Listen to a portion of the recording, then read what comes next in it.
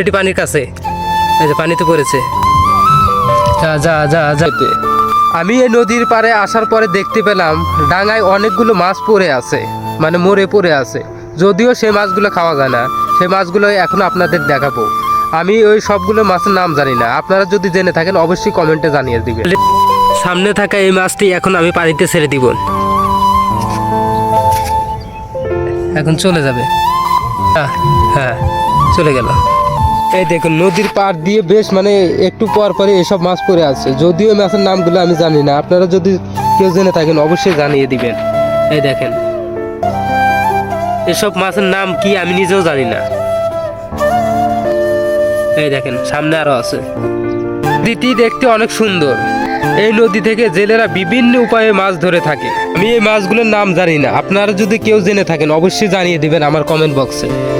এই দেখুন এই ওই যে একদল মাঝি মাছ শিকার করার জন্য নদীতে জাল পেতেছে, মানে মাছ ধরবে সেজন্য জাল পেতেছে ওই যে একদল মাঝি। বর্ষাকালে এই নদীতে অনেক পানি থাকে, এখান দিয়েও পানি ভরপুর পানি থাকে। যেহেতু এখন বর্ষার সিজন নয় তাই পানি শুকিয়ে গেছে। যেহেতু রাতের বেলায় মাঝিরা এই নদী থেকে মাছ ধরে থাকে, সেই জন্য মাঝিরা এই তাঁবুর নিচে থাকে, মানে টং তুলেছে। এই যে পলিথিন দিয়ে সুন্দর করে টং তুলেছে, রাতে এখানে থাকে। আর গভীর রাতে হলে মাছ ধরার জন্য মাঝিরা এখান থেকে নেমে পড়ে। এই যে এটি হলো টং, দেখতে পাচ্ছেন। এই যে বিভিন্ন উপায়ে এই নদী থেকে মাঝিরা মাছ ধরে থাকে।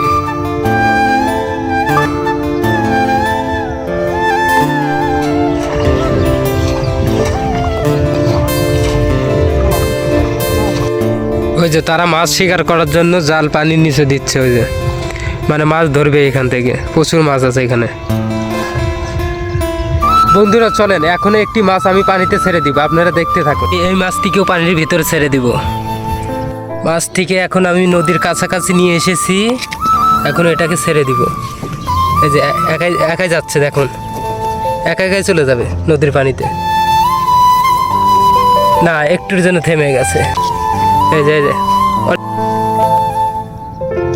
এই মাছটি কি ছেড়ে দিব এখন। এই মাছটিকেও আমি পানির কাছাকাছি নিয়ে এসেছি, ওই যে অল্প একটু, তাই পানির ভিতর ছেড়ে যাবে। যা তুইও পানির ভিতর চলে যা, যা। যদিও উল্টো হয়ে গেছে সেজন্য যাইতে পারছে না। যা চলে যা, চলে গেল। ওই যে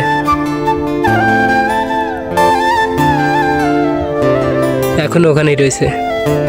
যদি মাছগুলো দেখে আমি আবারও মাছগুলো পানিতে ছেড়ে দিয়েছি তাহলে আমার খবর আছে। অতএব আমার এখান থেকে খুব দ্রুত চলে যেতে হবে।